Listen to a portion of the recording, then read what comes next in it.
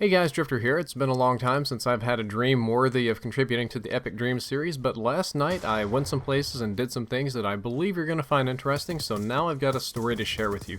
If you're unfamiliar with the Epic Dreams series, what it's about, where it started, where we're going, you really need to go back to episode 1, which I linked down there, first link in the description. Check that out. It's kind of a long series, but it'll help make this make more sense. So, the dream I had last night starts where a lot of other things do, in an origin story of sorts. I dreamed that I was back in high school, but instead of being back in high school as a teenager, I was back in high school as my 25-year-old self, and it's kind of funny that no matter how far you go in life, your origins kind of stick with you.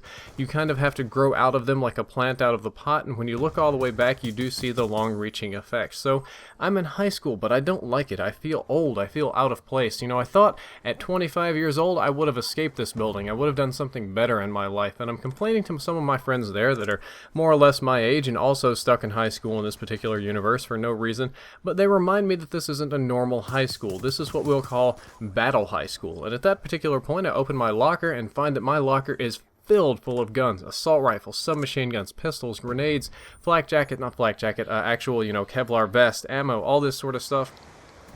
And the memories being created on the fly here in the dream are coming back that this is Battle High School. This isn't normal high school. This is the U.S. Army's #1 deployment center where you go to school, where you train, where you learn all day how to kill. And the joke around the place is that we sit here and train and learn all the time, but we never use our skills. We never do anything with them. We just train unless war were declared. And in the middle of having this conversation, a big red light goes off, wee, wee, wee, or more like the air raid sirens, whirr, that means a tornado's coming.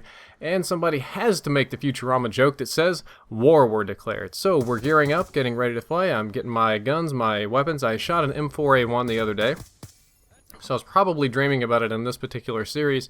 I shot it with an EOTech sight, which, believe me, is way easier than using the iron sights if you ever go to shoot that weapon. We load up in a Hummer.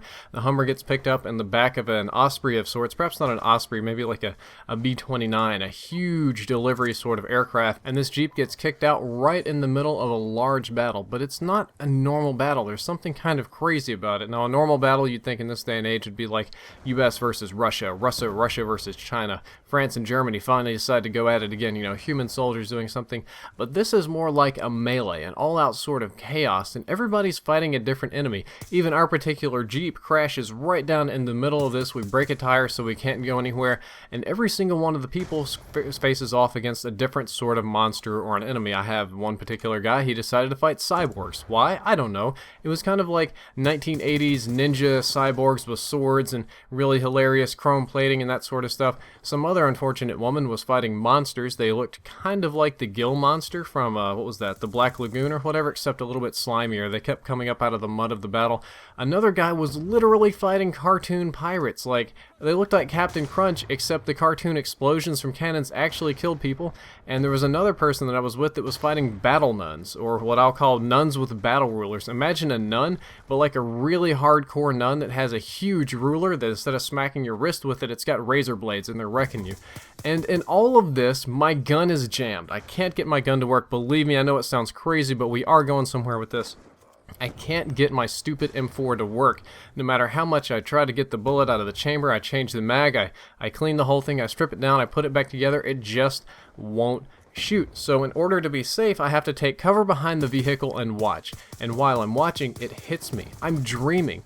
None of this is real. The craziness of this, the abstractness, the reason I'm back in high school, the reason the whole story went so fast up until this point is because it's not real. I'm dreaming. There is something different about this dream, though. Normally, I dream that I am by myself, the only conscious entity in the dream, except, of course, the Shadow, Mr. Shadow. He's, never a pleasant fellow to dealt with, but he's been dealt with over the time. But the other people that I'm with now are not random actors. These are actual people somewhere out there in the world that I feel, we're going into metaphysics here, that I've connected with, and I'm watching them fight, and they're fighting their own sort of enemies, they're fighting their own sort of monsters, they're fighting their own fight, and I try to tell everybody that this is a dream, that this isn't real, but they just keep fighting. They're like, oh no, Drifter's lost it, he's hit his head on a rock, he's going crazy, something is wrong here. and they start to lose their fight. They start to get pushed back, so I try to come in, I try to help them. I end up just getting beat up by a bunch of cyborgs, which isn't particularly fun.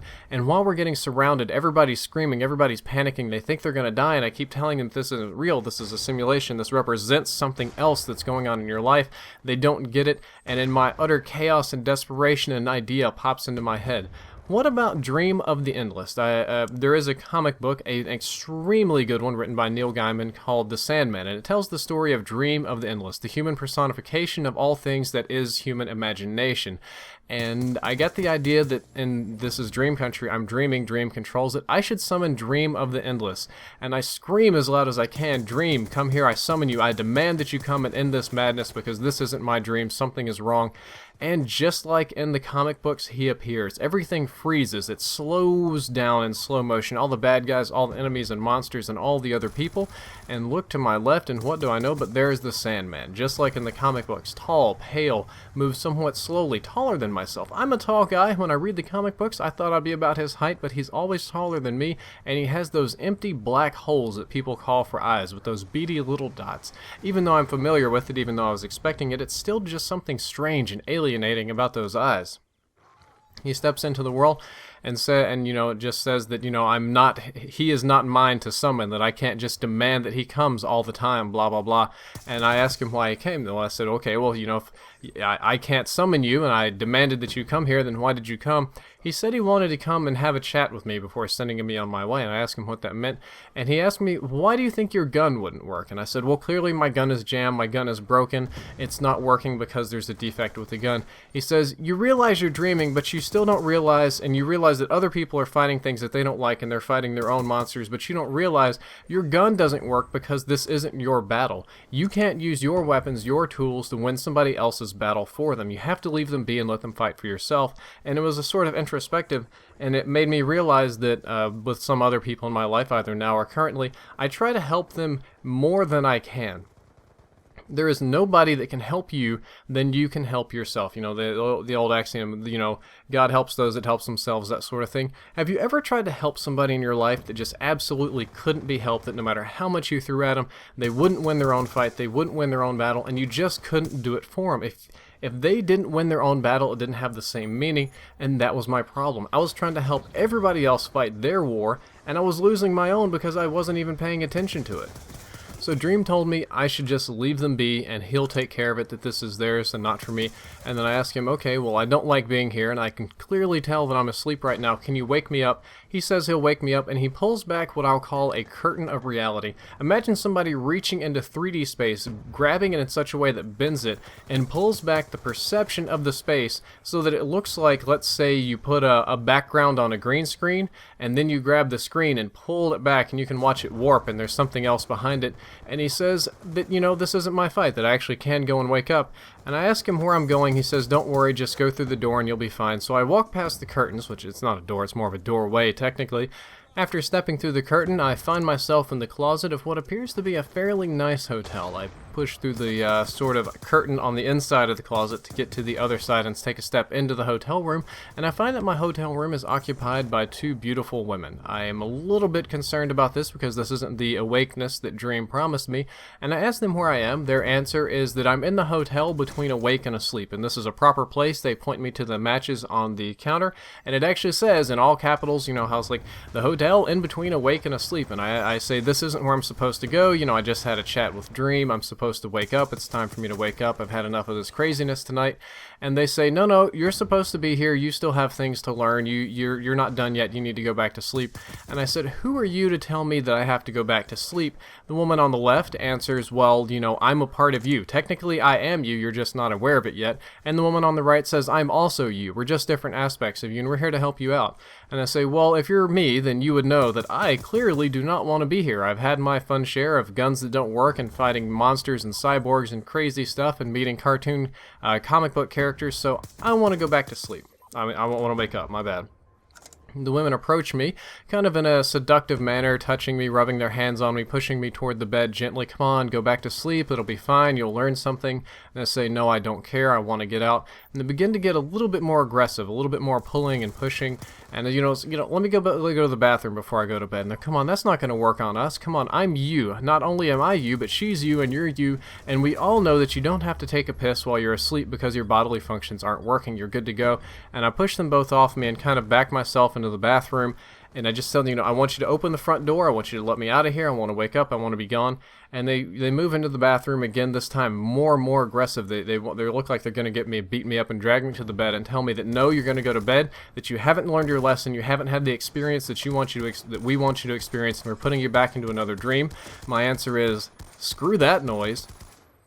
I grab one of the women by her hair and smash her face directly into the bathroom mirror. And believe me, I don't normally beat up on women, but if this woman is a part of myself or perhaps an imaginary being, it's not such a bad deal. And I keep grabbing and smashing her face. The other one jumps on my back and is choking me. I'm kind of running out of air, and I smash the first one a couple of times until she goes limp and stops moving. Running out of air, reaching toward the mirror, it's damaged and cracked. I manage to pull a shard off and then stab the one that's holding onto my back in the eye. She panics. I pull another shard and stab her in the chest a couple times, and apparently I just killed, or at least severely damaged, 2 parts of myself, or as they claim to be. I don't exactly know what's going on at this point, but it's really, really weird.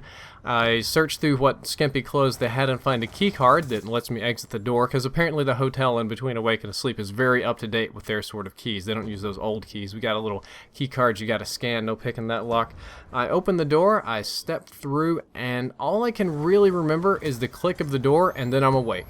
I wake up in the bed, I'm not too comfortable, I have to wipe the sweat off my brow, go take a piss, get some water, sit up for a minute, try and put all the pieces together and remember exactly what happened, and I realized that I didn't learn my lesson. Whatever the other dream is, whatever fight that I was supposed to fight, whatever the other half of this discussion was supposed to be with myself, I decided not to have it. I opted out and walked away. I don't believe that's a good thing. I believe I'll have to go back sometime. I believe that something maybe nice will happen, hopefully not scary again, and there may be another epic dream. I hope you enjoyed the video. I hope you learned something interesting about how the human mind works, or at least mine in particular, and if you did, don't forget to like, favorite, and subscribe. Drifter out.